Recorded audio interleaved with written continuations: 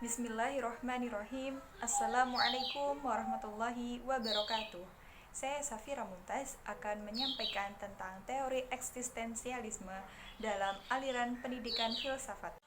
Eksistensialisme adalah salah satu aliran filsafat barat modern. Istilah eksistensi berasal dari dua kata, yaitu eks yang berarti keluar dan sistensi yang berarti keberadaan.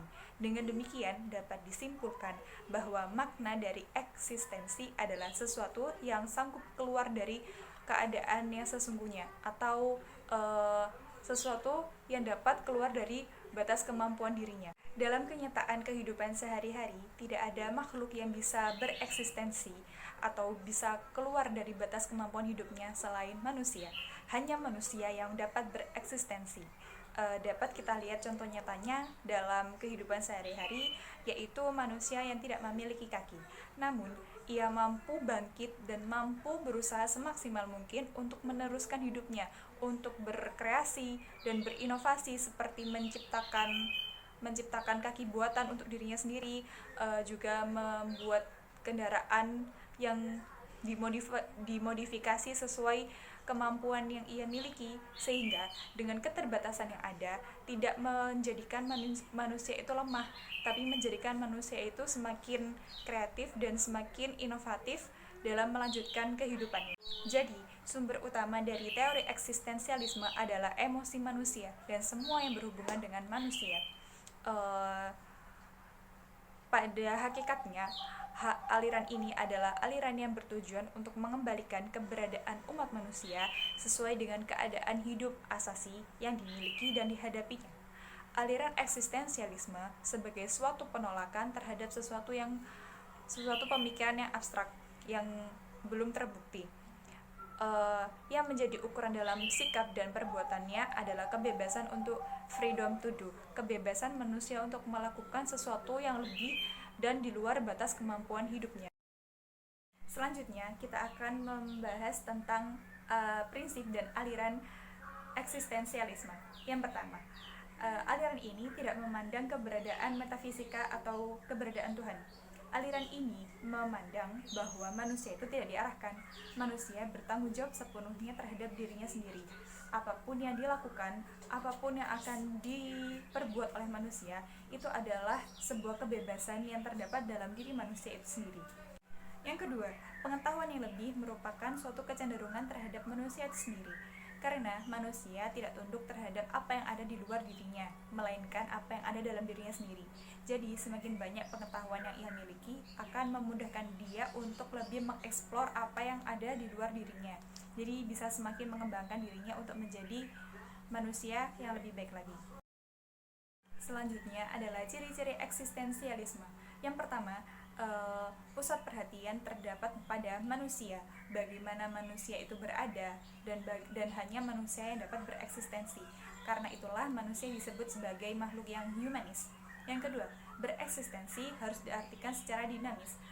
Dimaksudkan di sini adalah mampu menciptakan dirinya secara efektif, berbuat, menjadi, dan merencanakan.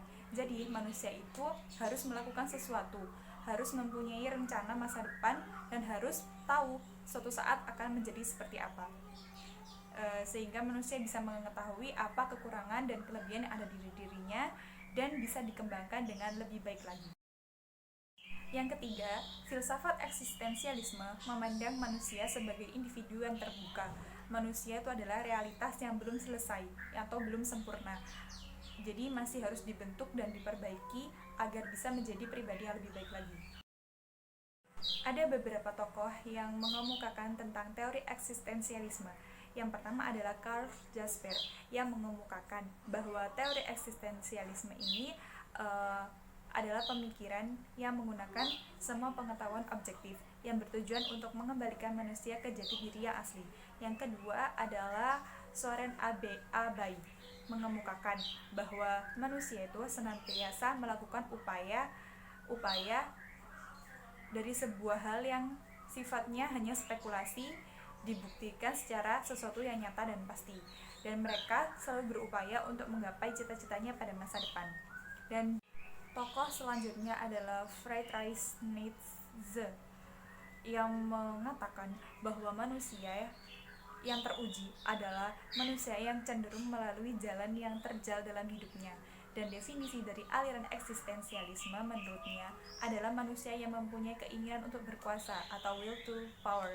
Dan untuk berkuasa, manusia harus menjadi manusia super yang mempunyai mental majikan, bukan mental budak, supaya manusia tidak diam dengan kenyamanannya saja, melainkan manusia mampu berupaya untuk mengembangkan kemampuan yang ada pada dirinya. Dan masih banyak tokoh-tokoh lainnya yang mengemukakan dan mendukung tentang teori eksistensialisme ini. Selanjutnya kita akan membahas tentang implementasi teori eksistensialisme dalam dunia pendidikan. Yang pertama, teori ini mengutamakan individu dan juga perseorangan.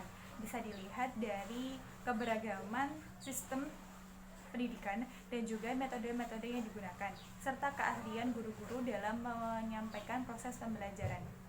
Yang terakhir, aliran ini tidak membatasi siswa untuk membaca buku pedoman di sekolah saja, melainkan juga menyuruh siswa untuk membaca buku dari perpustakaan, dari internet, dari web-web yang lain juga. Karena dengan siswa membaca hanya pada satu buku pelajaran, itu akan membatasi kemampuan siswa.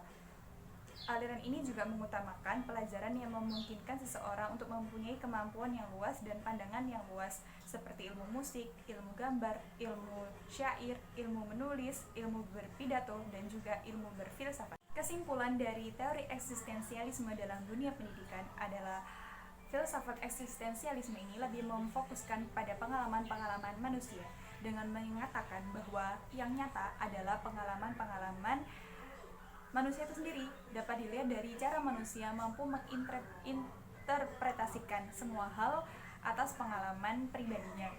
Tujuan dari pendidikan adalah memberi pengalaman yang luas kepada para siswa dan kebebasan, namun memiliki aturan-aturan yang tidak menyimpang dari hak-hak manusia. Peranan guru di sini adalah melindungi dan memelihara kebebasan akademik. Namun, di sisi lain, guru juga berfungsi sebagai fasilitator yang membimbing murid-muridnya agar tetap berada di koridor yang seharusnya. Sekian yang bisa saya sampaikan. Mohon maaf bila ada kesalahan. Terima kasih.